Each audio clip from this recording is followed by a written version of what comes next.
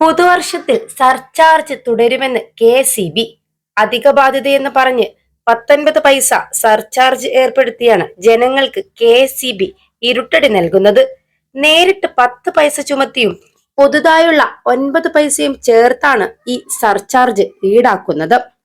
നവംബറിൽ അധികമായി വൈദ്യുതി വാങ്ങാൻ ചെലവിട്ട പണമാണ് സർചാർജായി ഈടാക്കുന്നതെന്ന് പറയുമ്പോഴും KCBയുടെ ശമ്പള ചെലവും പെൻഷൻ ബാധ്യതയും പെരുകുന്നത് ജനങ്ങളുടെ തലയിൽ കെട്ടിവെക്കുന്നതായി ആക്ഷേപവും ഉയരുന്നുണ്ട്. 2022-23 സാമ്പത്തിക വർഷത്തിൽ മാത്രം 2524.10 കോടി രൂപയാണ് KCBയുടെ പെൻഷൻ ബാധ്യത.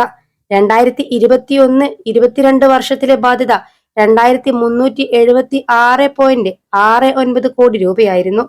ജനങ്ങളിൽ നിന്ന് ഇതുമായി ബന്ധപ്പെട്ടുള്ള തെളിവെടുപ്പ് നടത്താനിരിക്കുകയാണ് വൈദ്യുതി റെഗുലേറ്ററി കമ്മീഷൻ.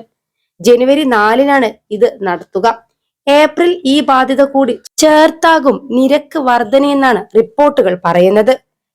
+2 ഡിഗ്രി കഴിഞ്ഞവർക്ക് വേൾഡ്സ് ഫസ്റ്റ് AR/VR ക്ലാസ് റൂമിലൂടെ സ്മാർട്ട് ഫോൺ എഞ്ചിനീയർ ആവാം. കൂടുതൽ അറിയാൻ വിളിക്കൂ ബ്രിഡ്കോ ആൻഡ് ബ്രിഡ്കോ. പെൻഷൻ ബാധ്യത മാത്രമല്ല, അടുത്ത വർഷത്തെ ശമ്പള വർധന കൂടി കണക്കിലെടുക്കുമ്പോൾ 480 കോടി രൂപ അധിക ബാധ്യതയാകും.